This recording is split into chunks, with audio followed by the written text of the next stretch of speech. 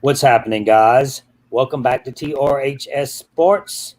Again, we are airing this on the reality side of the Russell HANTZ show. This is the last night. So if you haven't subscribed to TRHS Sports, subscribe. I know everybody likes my gear that I have on today. I like how you're matching today, though. You don't have on a Norris hat and a Texas shirt. Yeah, today I went with all Ash. It's the Houston Astros, baby.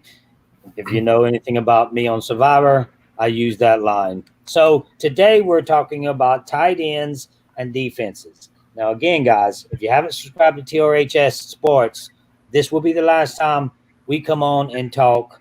The only reason we did this four-part series is because we are trying to get everybody aware of what's going on and what I have.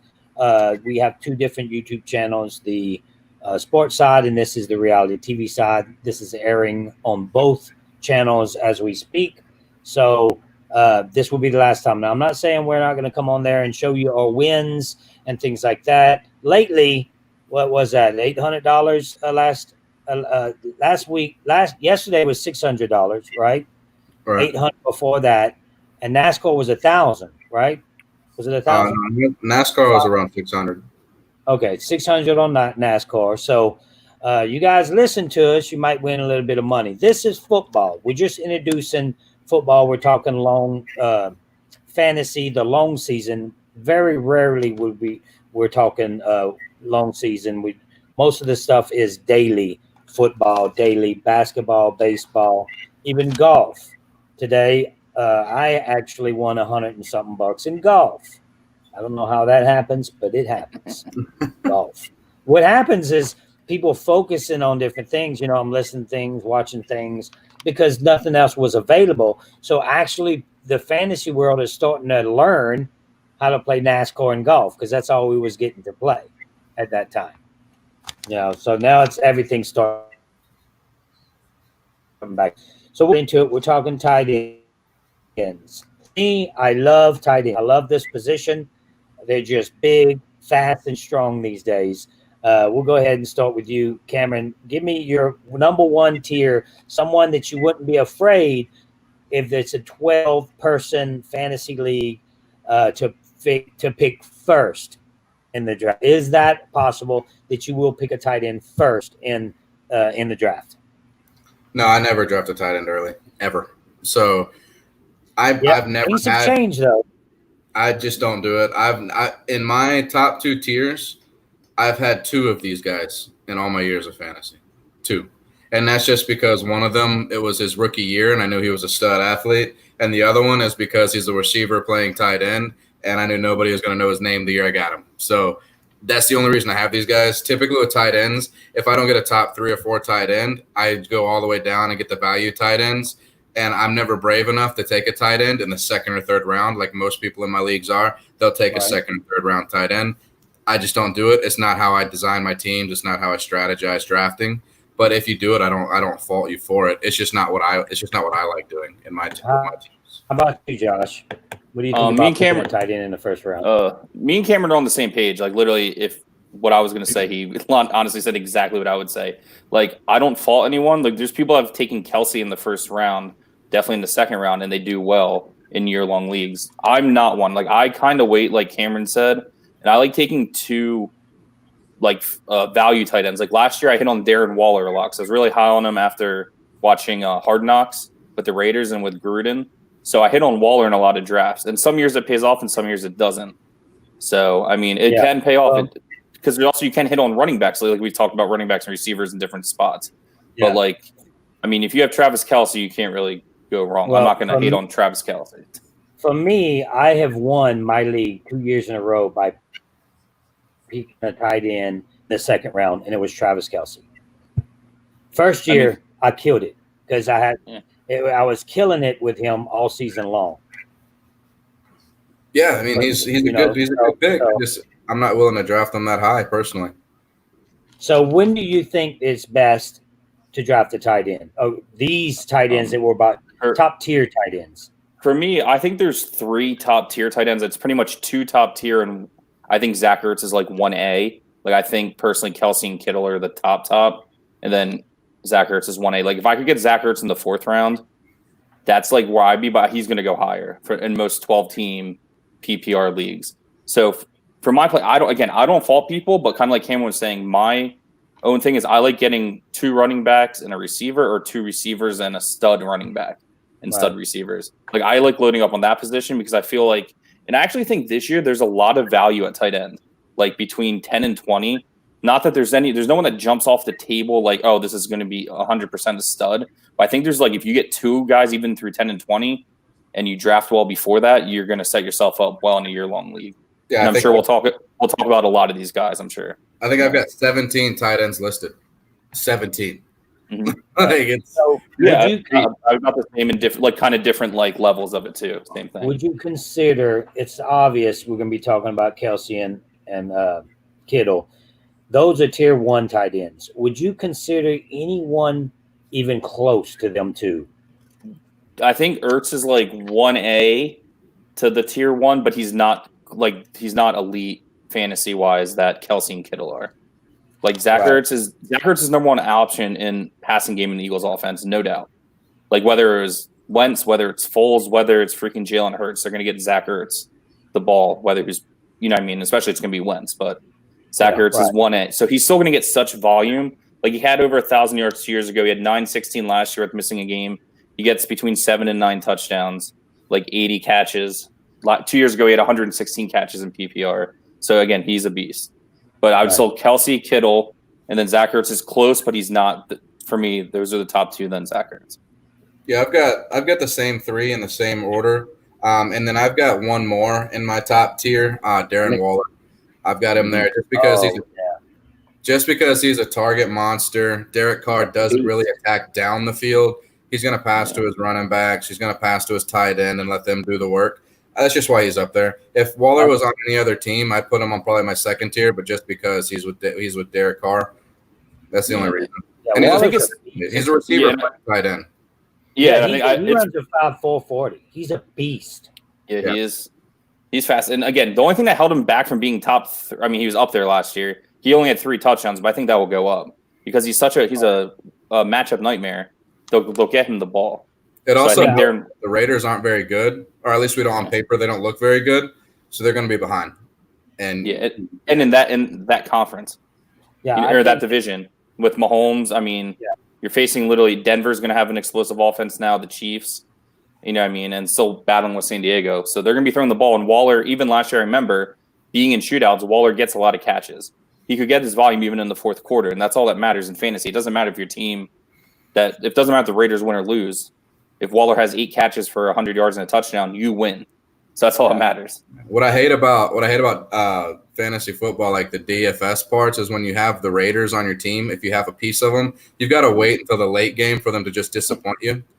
so like every time I drafted Waller on FanDuel, and back a couple years ago when it was Amari Cooper, I'd have a stud team. I'd have a stud lineup just ready to wreck in the late games.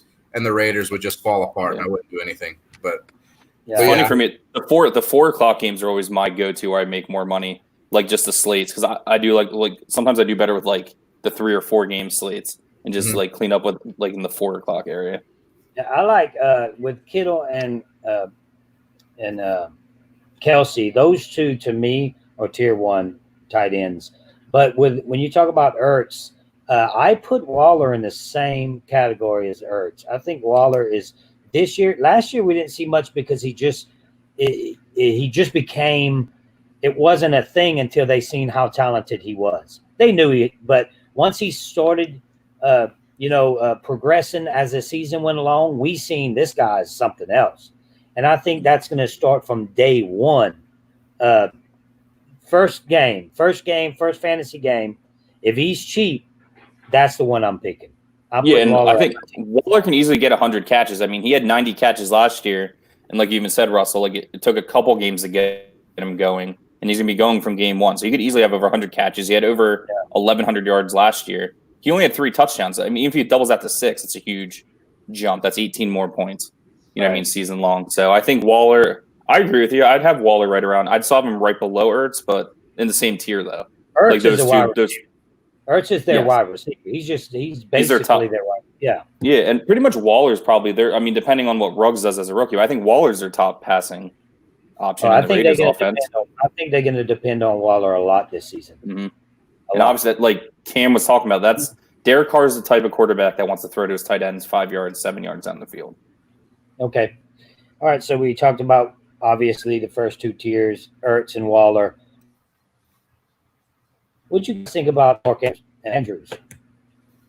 I like Andrews. I mean, he's probably about like my 5th or 6th overall tight end, and definitely in that next tier. He's definitely again, like we were saying, he's the Ravens' top passing target, like for fantasy wise. Like he's really in a year long. Mark Andrews is probably the only Ravens weapon I kind of want to get. If Marquis Brown was like my 4th or 5th receiver, possibly, but I like Marquis Brown more as a daily play. But I like Mark Andrews as if he was my tight end for a year long, I'd be happy with that if I got him in the right round, because he's again not having a big passing attack, but he did have 64 for 850 yards, and he had 10 touchdowns, which is really big for a tight end. So Mark Andrews is definitely a value guy to get. He was also in a 3-man rotation in Baltimore too. Mm-hmm. So as far as tight ends, they had a platoon, and it just so happened Mark Andrews always got targeted when he was in there. They've traded Hayden Hurst to Atlanta, so it's down to at best a 2-person rotation. I imagine Andrews would get more on-field action this year. Mm-hmm. I don't have him as high. I have him at the bottom of my 2nd tier. That's just a personal preference. I understand if you have him even on your 1st tier because he's such a lock and load target for Lamar Jackson. But like you were saying, is the passing attack's not there. It's not. They don't throw a lot. So when they do drop back, you've got to make sure he gets targeted every week. And I'm not comfortable having such a low volume for my tight end. Yeah, and I hear you on that too. The one thing I do like there is I think Lamar Jackson is comfortable with him. Do you think that he could possibly slip down to a lower, 7th or 8th pick? Somebody like Mark Anderson, like the 8th tight end, he could, and I think that's good. I think that'd be good value if he's a 7th or 8th tight end taken. Personally, like I'd be happy if he was a 7th or 8th tight end and he was on my team in the draft. I'd be happy with that. He's one of those players. Every year you have maybe 2 or 3 players that get drafted higher, not because of who they are, but who they play with. And I think because Lamar Jackson is such a hot commodity, you're going to see Andrews get drafted higher than I would draft him. If he didn't have Lamar Jackson at quarterback and it was just Mark Andrews, then I don't think he'd be drafted as high. Yeah. What's the receiver's name? I'm drawing a blank right now. Marquis Brown. Yeah, he's another one. People are going to draft him higher than they should, because he's fast. He plays all over the field, and he plays with Lamar Jackson, right? The Lamar Jackson effect. They want him because he plays with Lamar. So it's just an example. Like, I wouldn't fault you for drafting him, but he's going to go way higher than I'm comfortable taking him. And like I was saying before, I think if Brown's your 4th or 5th receiver in a year-long fantasy, that's much better, because he's like Deshaun Jackson back in the day. Like, he's hit or miss, because he's only going to get 4 catches per game, but you hope it's 100 yards in the big touchdown. But it could easily be like a game where he gets 1 for 15. Yeah, he's not high volume.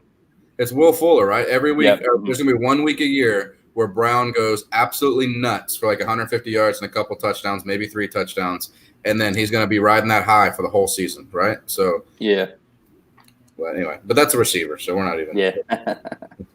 I've also got at the top of my 2nd tier. This guy burns me every single year, and I still put him here, is Hunter Henry. Every year. I knew you were going to say him too. Like right when you said I knew you were going to say him. He's so good. He's so talented. He's got such a wide catch radius. He runs good routes. It's just either he gets hurt or he drops a pass at the most inopportune moments. But as far as talent, and he's got a rookie quarterback and another veteran who he doesn't like to throw down the field. He likes to throw shorter passes. I think Hunter Henry's in a good spot. Yeah, he's one of my guys. Like, again, he's such a weird for me. Like, he's there, I'm going to take him, I feel like, and then I feel like he's going to let me down. Like, I feel like that's every season. Right. Because he's either hurt or, like you said, he just doesn't play up to the potential he has. Like, his numbers, if you played 16 full games, they project really good as, like, a top 6 tight end. But he's always hurt, and then he's just very inconsistent, I think. So this guy here, we'd be talking the beginning of last year, definitely the year before that, we'd be talking about him and Kelsey, maybe not Kittle, because Kittle didn't come out at that point. He wasn't as good as he is now. He was good. But Gronk. Will Gronk fall all the way off the board? Will you pick him if he's available at the end? I think he's still going to be again. It's Rob Gronkowski, so he's still going to get drafted. He's still going to be drafted as a starting tight end in every year-long league as like a top 12. I think there's still guys I like more. Like we'll talk about just. I mean, like I would take Noah Fant before Gronkowski personally. What about OJ Howard and Cameron Brate? Would you consider either one of them over Gronk? I personally would still take Gronk over those two, just because of the connection with Brady. But plus, OJ Howard was like the biggest letdown in the history of the world last year. The move for Tampa Bay at the tight end position, because we know Gronk's going nowhere, right? They brought in Gronk. Brady loves Gronk. He's staying. No, there's no question about that. You have OJ Howard and Cameron Brate. You can't. There's no way you can go all season with those three tight ends. That's three starting tight ends on your team. The best move for them is trading one of them. That's the best move.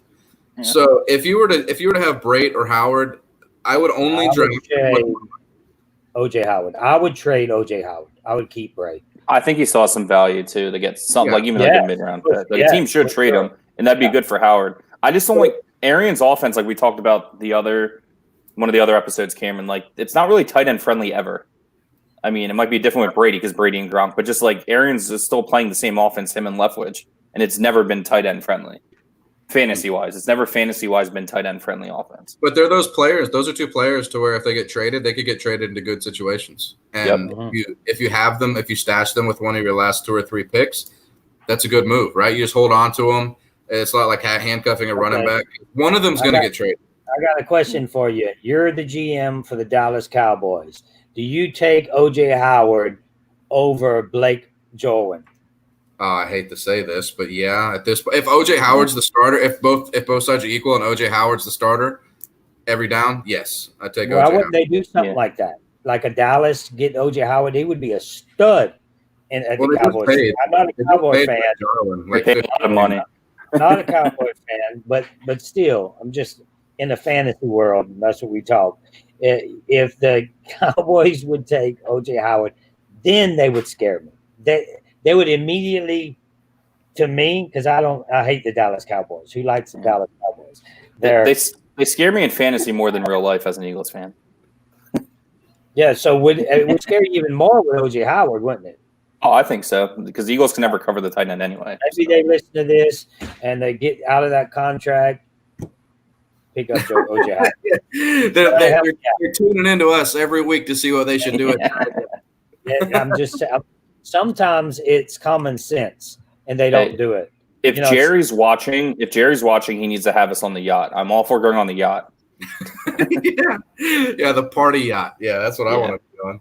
Be like the mid-'90s Cowboys days with Michael Irvin all over again. Right. But they're not going to do that. Nobody listens to us. So there's a funny story, just real quick, about Jerry Jones that one of my uncle's friends told me one time, because he worked with news radio up in Arkansas before Jerry Jones got Jerry Jones had just bought the Cowboys. Yeah. And he's going on an interview with Jerry Jones. He's supposed to be there at 7 a.m. And it goes to 7:30. He's not there. It's 8 o'clock. He's not there. 9 o'clock. He's not there. They finally get a call at about 1:30. And it's Jerry Jones said, "Hey, I'll be there in just a second. I apologize. Things happen." He goes, "All right." Well, they wait for him, and they're coming up, and there's a cheerleader driving the limo. And Jerry Jones gets out the car and gets out with a police officer. And my uncle's friend asks him, he goes, "What's happening here? Why are you gone? What took so long?"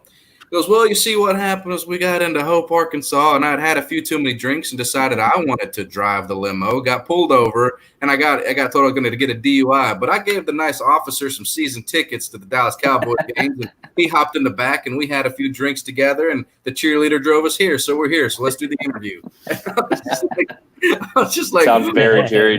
What a life this man lives. But that's awesome. That's great. It has to be amazing. So we talked about tier ones. Do you have any others that we didn't talk about that would be a tier 2?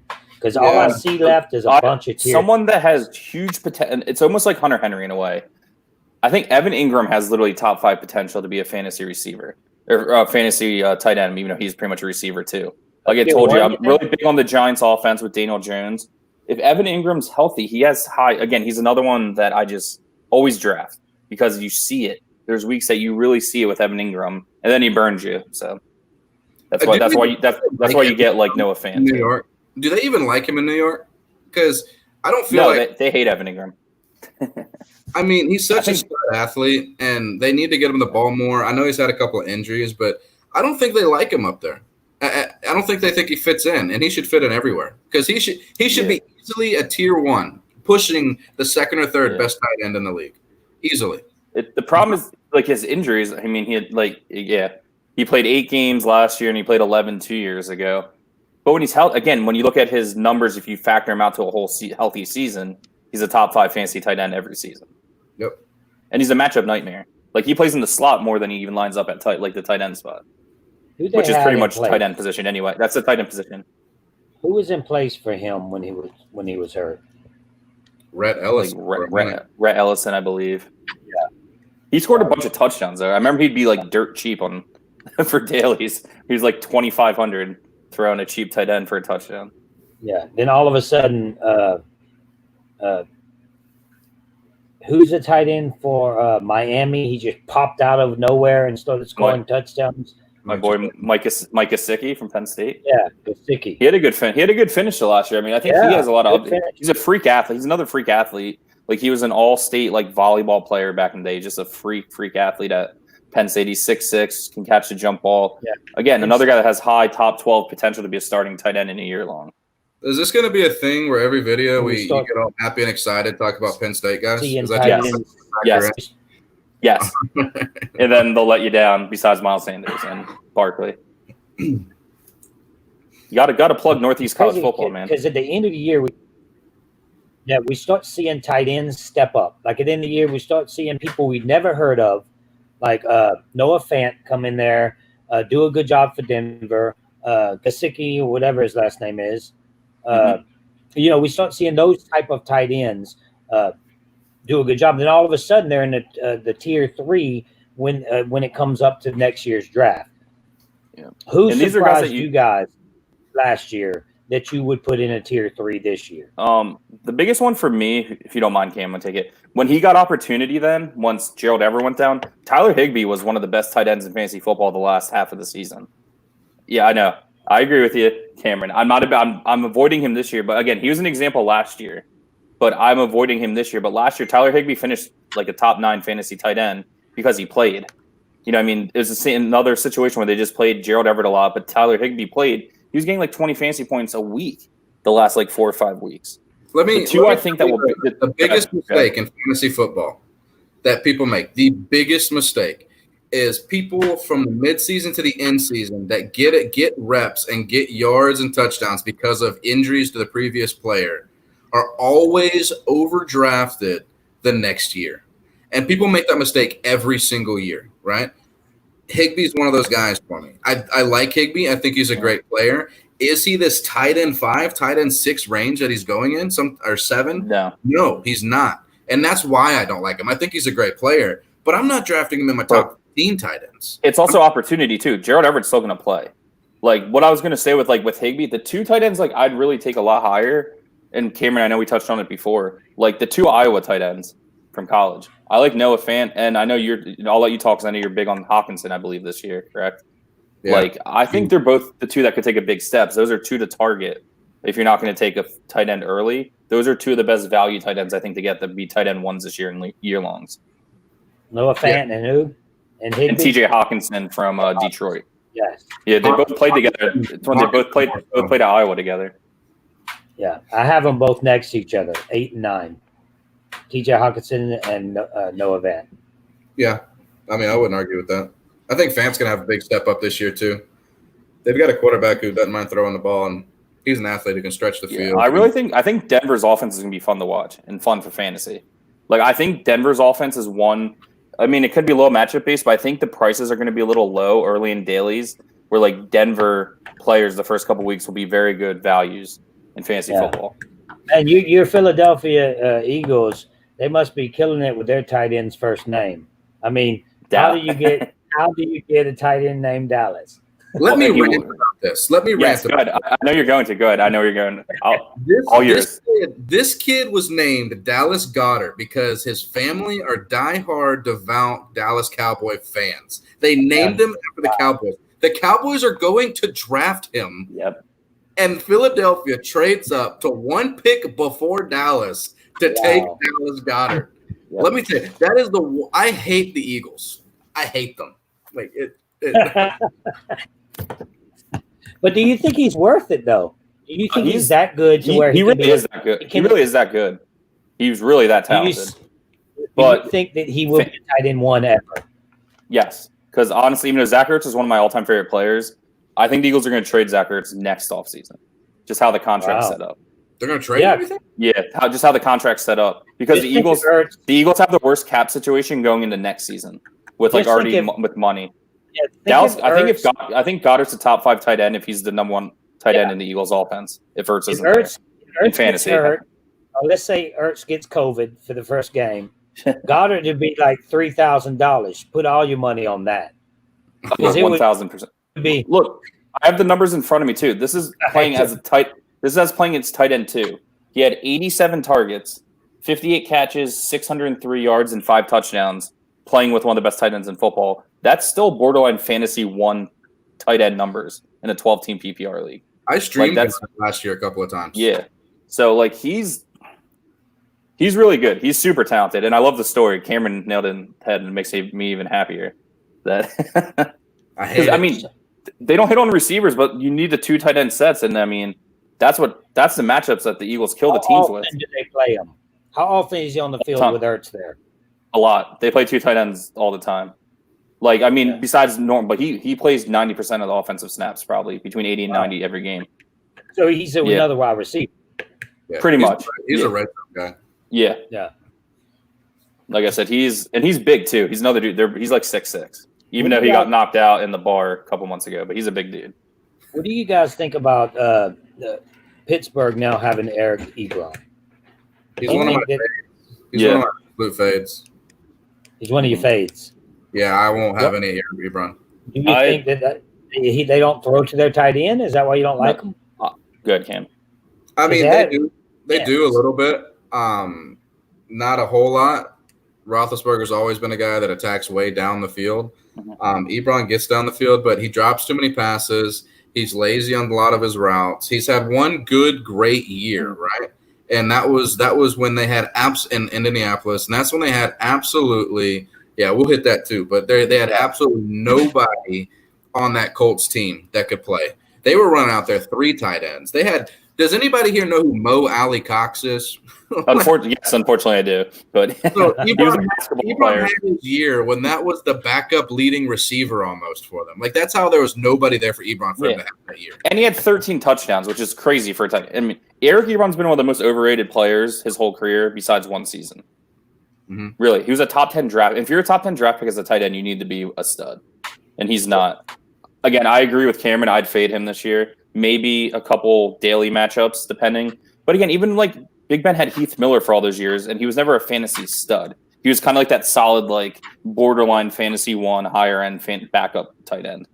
So they went out and got Vance McDonald a couple years ago. Yep, and he hasn't done anything. And he was one that he was overdrafted every year in year longs. I remember watching teams always take. I never took him once. Watching teams take him as like the 8th or 9th tight end, and he always let them down. Yep. So I agree with Cameron. I'd fade Eric Ebron. I'm not a big fan on Ebron. Yeah. So we haven't talked about a Hall of Famer here. Austin Hooper? No.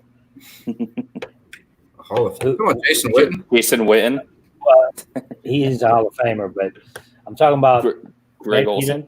You think he's not a Hall of Famer then? Kyle Rudolph. A Hall of Famer. You don't think he's a Hall of Famer? Maybe for college Hall of Fame for Notre Dame's Ring of Honor. I mean, do you not think he's going to have because he's a solid tight end for sure. Do you put him in a tier 3 tight end? I wouldn't even draft him. Maybe as a backup. as a backup. He's more of a he's one of those guys. He's a better real life player than fantasy. Like he's a guy I would take on my actual on the Eagles team every day because he's that good of a guy. But I think he's going to fall in more of a little blocking. And Irv Smith Jr., who they drafted in the second round, will get more of the passing. But just in their offense, even last year, Rudolph he had 39 catches for 300 some yards and 4 touchdowns. Again, as a lower end as your backup receiver, I think again he's going to be a good daily play more so than year long. There'll be some weeks that he'll be very cheap, and the matchup will dictate that he could play. I mean, I think he might be a little better than last year just with how digs that Cousins will throw to him. But yeah, I've got Irv Smith as to answer one of the questions from the chat earlier. I've got Irv Smith as one of my sleepers. I don't even know if he's a sleeper at this point, but they're trying to move on from Kyle Rudolph. They want to involve Irv Smith more.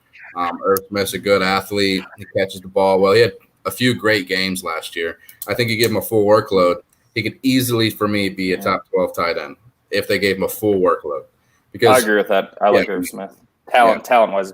I don't know if you mentioned this because my thing kind of cut out a little bit. So I don't know if my biggest sleeper is Hayden Hurst for Atlanta because it's mostly with Matt Ryan.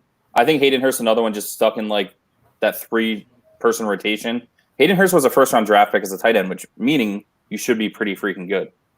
Matt Ryan, Tony Gonzalez still had great years in Atlanta. Austin Hooper was the number 2 ranked fantasy tight end in all the league last year, I believe. He was definitely 2 or 3 because he scores it. Matt Ryan looks to throw the ball in the red zone. Hayden Hurst is another dude that's 6'4", 6'5". I think he easily could sneak in from he's preseason ranked 23rd, 24th on big boards. He could sneak his way into 10, 11, 12 as a tight end 1. Hayden Hurst is one. I'm gonna tell you, Hayden Hurst in my year longs, he's the guy I'm going for as my 1 tight end. Even if he might start as my tight end 2, like Waller did last year, but I'm really high on Hayden Hurst. Yeah, my sleeper isn't really a sleeper, but it's a sleeper because he's with Cleveland now, and that's Austin Hooper. Mm-hmm. I think by picking him up changes it makes them. We look at that team, that offense, and oh, they should do crazy good. Then all of a sudden they lose every game, damn near. So it's what's happening with Cleveland. But I think with Hooper, they can put a great offense together. I think we're going to start seeing Cleveland score a lot more than we did before because of him.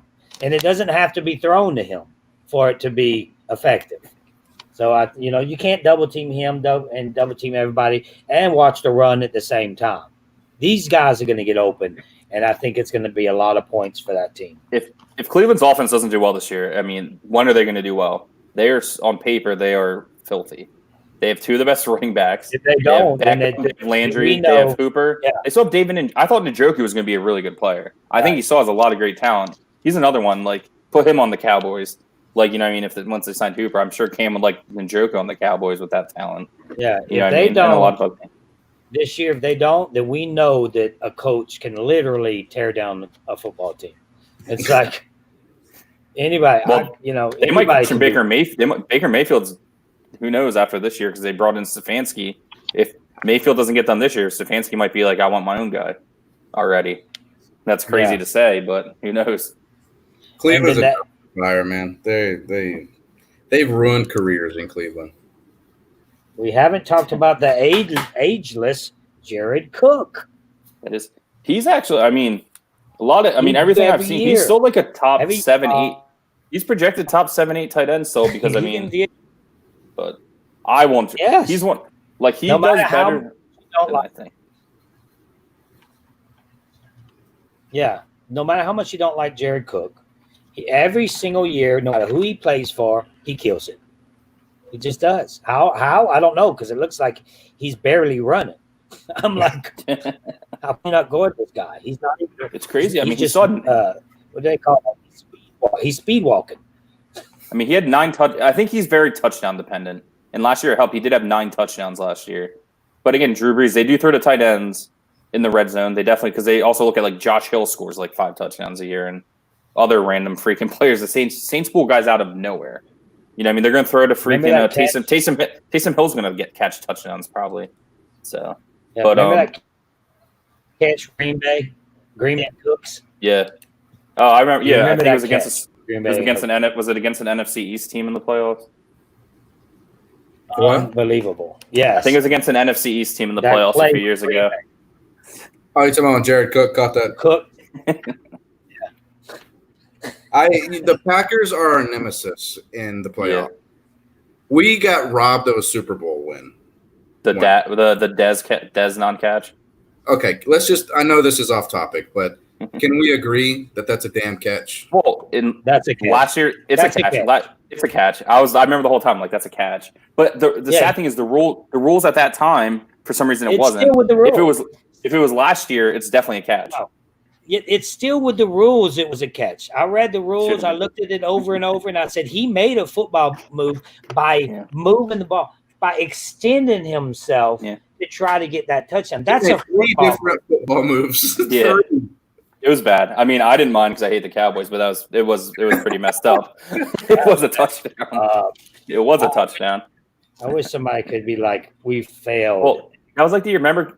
It was a regular season game, but Calvin Johnson caught a ball, rolled 4 times, and then dropped it, and they called it incomplete, I think, against the Bears, and then the Bears won. I was like, oh my, they got a chance. That's so bad. Just, I mean, imagine how the New Orleans Saints fans feel last 2 years in a row. Yeah.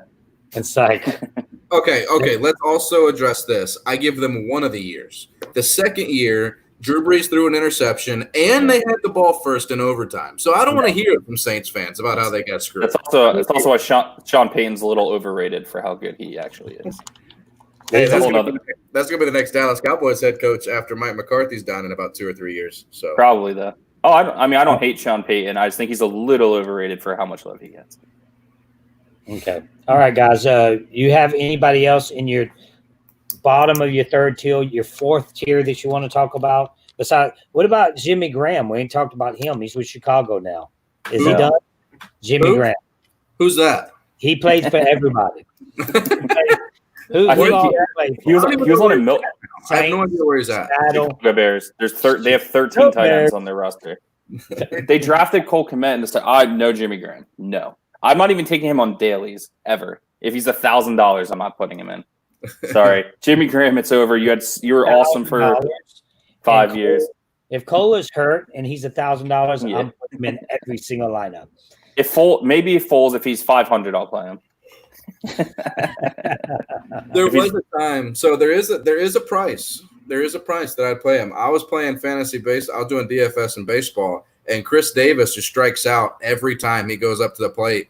The minimum used to be $2,500 or $2,000 for a baseball hitter. He was $500. He was so bad they made him $500. Of course, that's awesome. So if you take a minimum and you put him below the normal minimum, I might play a little bit of Jimmy Graham. But in season long, it's not happening. It's never going to happen. He fell off very quickly. Is there anybody we need to talk about that we haven't talked about yet that I think may be worth value? There's probably one I think you definitely have, Cam. I'll let you go with in Carolina because I know you mentioned him. Do you see my list? Did I show you my list? No, I remember you mentioned him when we were talking about Carolina. My brain, I have like the memorization thing works for me. Yeah. So I try to do my best job when I'm on here, so I try to use my brain. I have another deep sleeper too, so I'll let you take, or unless you want me to take my guy first, and I'll let you go. Go ahead. All right, so a guy who showed promise. Again, he's been hurt and he's been suspended for PEDs, but if Chris Herndon gets on the field with the Jets with Sam Darnold, I think he has tight end 2 value. I'm tired of chasing the Chris Herndon. I am tired of chasing Chris Herndon. One more year. I've done it for, I think, this would be the 3rd year if I did it, trying to get Chris Herndon to be a thing. One of my year-long leagues last year, my tight end position was shit. And then Chris Herndon, I picked him off waivers. He got hurt in practice and then got IR'd. So I'm one more year. I'm all in. One more year, all in. But on you Herndon. Can get him. You can get him pretty cheap this year. He's like the 28th ranked tight end in like the list. Like I've been, you know what I mean? A lot of the lists I've seen. So I mean, deep sleeper. He has potential. He has very good. He has good ability. I could go crazy and be like, he's this year's Darren Waller, but I'm not going to go that crazy. Well, I mean, Adam Gase is like a fantasy football just black hole. Like anytime he's the coach of a team, their production is terrible. I will say he's the only jet I'm taking in year longs. Like I'm not taking Perriman. I'm not taking Le'Veon Bell at any. Like we talked about the other night. Herndon's the only one I would take if I get a decent tight end and then have Herndon as an upside. You got to worry about Ryan Griffin. Right. Houston Texan legend. Man, they paid him, I think, a little bit. Oh my God, the Jets are so bad. Even though the trade today, even though Jamal Adams is a great player, the Jets got a lot of value. They got 2 first-round picks and a 4th-round pick for safety. They're going to absolutely squander it. Of course they are. They're going to do. Here's another Penn State reference. They'll take tight end Kyle Brady again, like they did in 1995, instead of Warren Sapp. Okay. We haven't talked about Greg Olsen and Will Disley. Is that gonna? Do you think that Greg Olsen will be the starter? Yeah, I think they'll play. They'll mix and match guys. It's always hurt. I mean, the funny thing is, Will Disley was actually doing well till again he got hurt last year. But they signed Olsen for a reason. You sign Greg Olsen, he's going to play enough. Like I think fantasy wise, it's just going to be too much of a cluster with the Seattle tight ends. Like again, it might be better in daily to take a chance on than year long. Personally, they've also got a third tight end. Hollister. Yes, Hollis. Yeah, and he actually played like it was weird last year. They kept going different tight ends each week, and they actually did okay. But I think Greg Olsen would be the starter, but production wise, I don't think he'd be the top producer. I think it'd be Will Disley as far as fantasy. And one more I'll mention real quick, and then I know I'll let you talk about Thomas real quick. I think Jack Doyle with the Colts could still have some value. Now with Philip Rivers is definitely better than Brissett. I think Jack Doyle could have some tight end 2 upside value a little bit if you get him at the right price. So how's Jack Doyle going to do good when Paris Campbell's scoring all the touchdowns? Well, that is true. So he'll get a few. He'll sneak a few. What about Green Bay's tight end? Rodgers tight ends don't do anything in Rodgers. I know it's Stoneburner, I believe, right? Jay Stoneburner, the young guy. Sternberger, yeah. Yeah, Sternberger. I'm Green. Since Aaron Rodgers has been there. I mean, there's a couple years Jermichael Finley was almost a tight end 1. So I'm kind of out on Green Bay tight ends for year longs. Yep. Okay. No, Ian Thomas. I played him a few times last year in daily fantasy game or leagues. He's a good athlete. They didn't look to him a lot last year, but I just think that was just the ineptitude of the quarterback position that they had. He's a big body. He gets in the middle. He can run. I just think he's got a chance to be a consistent 4 to 5 catches, maybe, or targets, 4 to 5 targets a game. And when you're getting down this low in the tight ends, 4 to 5 targets a game, that's premium. It's low. So I just like him there just because of his potential production on where you're going to get him. You'll get him as probably your third, second last pick. You can get Ian Thomas because nobody's going to draft him. He doesn't have a big name. Nobody's going to know really who he is. They're going to know who he is, but they're not going to want him compared to other players. And I think there's plenty of value at tight end. The biggest takeaway I would have from this video, if you don't take Kelsey or probably Kittle, wait to take a tight end. And I love Zach Ertz, but wait to take a tight end. You can get 2 guys. Like I'm going to try to get like Hayden. If I get Hayden Hurst and like another mid-round tight end, you know what I mean? I'm going to be happy. Like you said, if somehow Waller fell a couple rounds early, which I don't think he's going to. I think he's going to be even higher this year. Like I think he's going to be pumped up, like we were saying. There's a lot of value at tight end to be had. And then you really stack up on the 2 most important positions, running backs and receivers. You just stack up and get a lot of players. And the biggest thing I think in year longs is to get the value at tight end, personally. Yeah. Do you see Houston's 2 tight ends having any type of value whatsoever? Fells and Atkins? Not in year longs per se. Fells was a decent daily plays a couple weeks because he gets touchdowns. So I think Fells more so could have a little value in some dailies, but me personally, I'm not going to touch either of them in year longs. Yeah, I agree with you with when you say that Kelsey, if you don't pick Kittle and Kelsey in the first round, or when if you or maybe even the second round, if you lose that pick, you can wait and get a solid tight end for sure. Yeah. All right, anybody else I want to talk about tight ends? I think we've hit them all. I think we really covered it. Like you said, Cole Kmet, he's the only rookie tight end I kind of maybe. But rookie tight end, I think rookie tight ends is one of the positions you really avoid. Like even like Hawkinson was a top 10 pick and was barely a top, a tight end 2 last year. So I avoid for the most part rookie tight ends. Yeah, they're gonna need somebody to throw to Houston when it comes to Houston because they really ain't got anybody. You have Brandon Cooks for 4 games. Yeah, well, that's what I'm saying. They really ain't got anybody. And Will Fuller for once a month. Right. All right. So we're going to go ahead and finish this out with defenses. What you guys think about the top ranked defenses this year, who would you pick for number one defense out the board? I'm going to go on a little spiel here, and I think I mentioned it the first when we did quarterbacks. So what I do, I don't draft defenses at all. Like, I'll take a defense the last round just based on matchup for that week. I stream my defense every week. I don't even worry about it. I literally just take the best matchup on paper. That's a free agent defense, and just go with that. There might be some weeks where, say, if I have like a defense and they just have the best matchup again, then maybe back-to-back weeks. Is it always like that?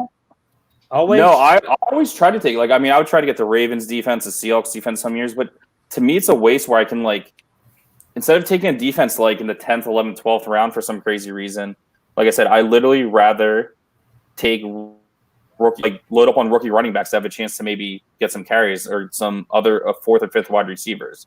Yep. I'd still rather take a value tight end than a defense. Yeah. Like I said, we'll also talk about what defense I think will be the better ones because everyone has different strategies. But me personally, I stream a defense every week, and it's worked out much better for me the last couple of years in my year-long leagues. Yeah, I'll be honest with you. I don't think it's necessary to go over all the different defenses because I rotate them. So I didn't even rank them. Every week I'll play who I think is playing the worst offense. Yep. Who do you think's going to have? We don't have to rank them or nothing, but who do you guys think's going to actually have solid defenses this year? Seattle, Baltimore, Pittsburgh, Seattle, Cleveland. San Francisco, Chicago. Teams that if you are going that strategy, it's try to find ones that get the turnovers, the sacks, and potentially special teams touchdowns that have good returners. If you do want to go that route. Yeah. Because there are some leagues that do limit transactions for the whole year.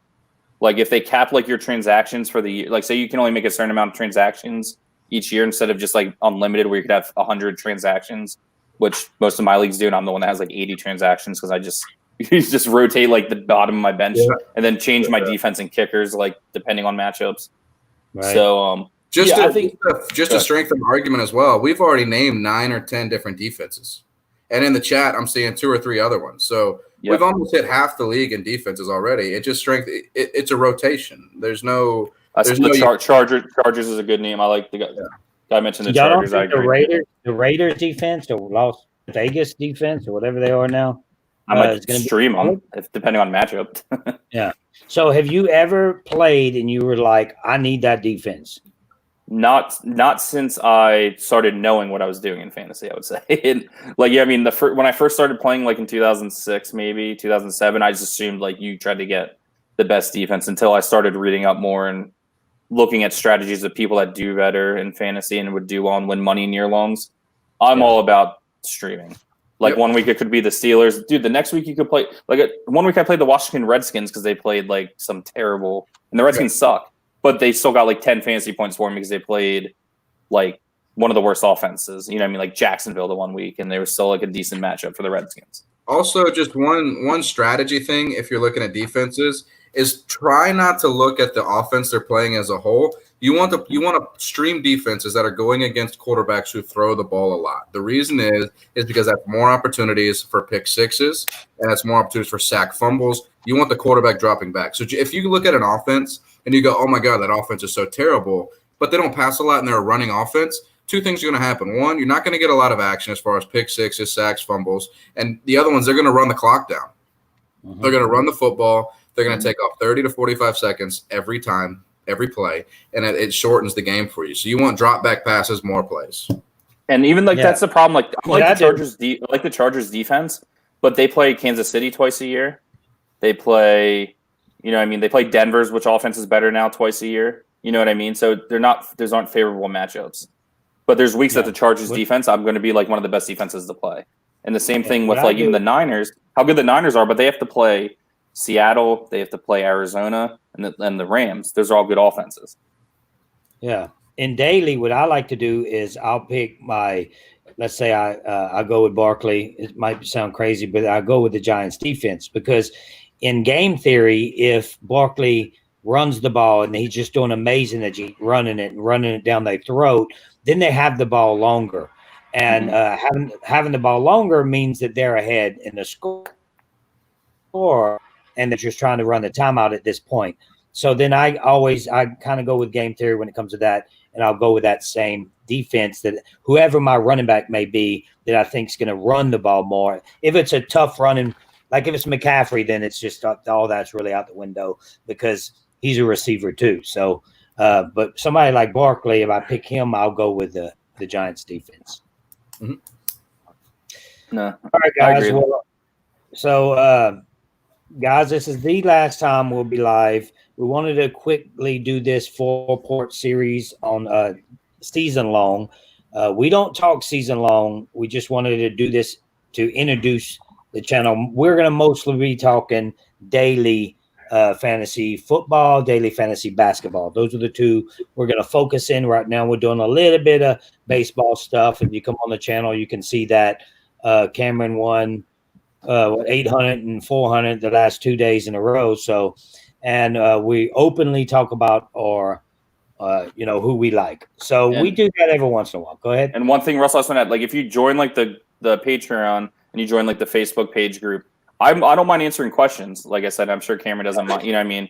Or if they throw the Twitter page, like throw questions out. Like I'll throw out like some of my, like, these are kind of might be like some of my plays in my daily baseball. Like these are kind of options. You don't have to follow, but just kind of from someone that plays a lot. And I'm not saying like I win big money and stuff like that, but I do follow fantasy closely.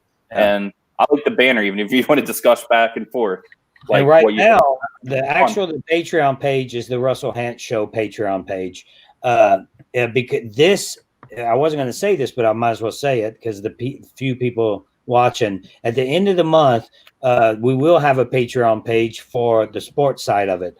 But right now, you can join the reality side, the Russell HANTZ Show Patreon group for as little as $5 and join the sports side for free until the end of this month. After the end of this month, it'll be $15 just to join the sports side of this. So it'll be its own entity by itself. So right now you can join both pages for $5. Wasn't going to say that, but I'm saying it now because we want people in there to put active people. Tell us what you think. Post your lineup. We want people to win because if you win, you can post that you got information from us and you won, and it only helps us grow. So that's the ultimate goal. That's why I'm on the reality side of this. This is the last time I'll be talking on the Russell HANTZ Show. Now it's all TRHS Sports. So we appreciate you guys for watching. And I'll put the link in the bottom as soon as I get off of here, the Patreon page. If you can't find it, go to any one of my videos. The Patreon pages are usually in the description below. You can check it out there. And guys, that's it with this. Now it's on to basketball. When do they start? When does basketball start? Thursday. Thursday, we'll start heavy on that. I know you're a big football guy. Josh, you'll be talking more football. Cameron. And like I said, you can hit me up with the baseball too. Football, baseball. Hit me on baseball when you guys join, hopefully. Follow Twitter page, TRHS Sports. Ask any questions. Cameron's running that Twitter page. He'll answer your question on that, and then you can go from there. All right, guys. We appreciate everybody for watching. That's all we got for you. Keep hope alive.